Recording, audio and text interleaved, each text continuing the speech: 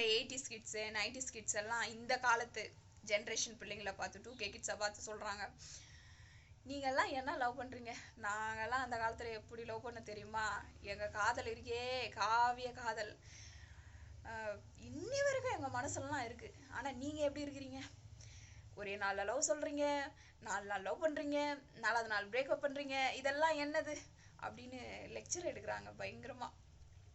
இதுக்கு என்ன காரணம், என்ன ரீசன் அப்படின்னா, இது ஒரு உளவியல் காரணமாக கூட சொல்லலாம். இப்போ அந்த அந்த காலத்துலலாம் ஈஸியாக பார்த்துக்க முடியாது, கம்யூனிகேட் பண்ண முடியாது, பேசிக்க முடியாது இல்லையா.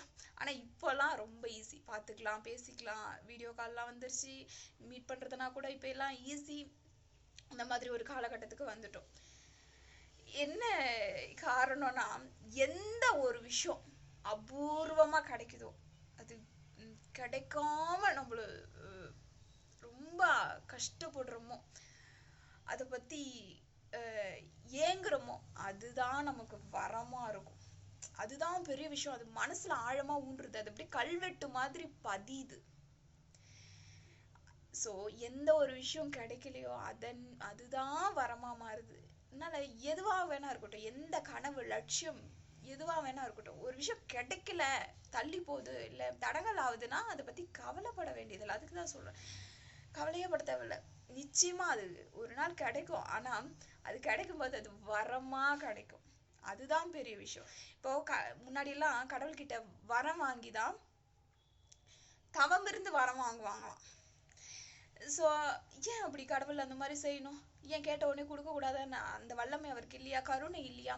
ஒருத்தர் சாப்பாடு தண்ணி இல்லாம உட்காந்து தவம் இருக்கணும், அதுக்கப்புறம் கடவுள் வரம் கொடுப்பாருன்னா அப்புறம் என்ன அவர் கடவுள் அப்படின்னு நான் கேட்கலாம். ஆனா அப்படி கிடையாது. ஏன்னா ஈஸியா கிடைச்சிட்டா அது வரமே கிடையாது. அது 10ஓட 11 தூக்கி ஓரம் வச்சிருவோம். எப்போ நம்ம ஒரே எண்ணத்தோட அது ஆழ்ந்து ஆழ்ந்து ஆழ்ந்து நம்ம அது கிடைக்காத ஒண்ணுக்காக ஏங்கி தவிக்கிறோமோ, அது அபூர்வமா அது கிடைக்கிற ஒண்ணா இருக்குமோ, அதுதான் அது வரமா வருது நம்ம வாழ்க்கையில.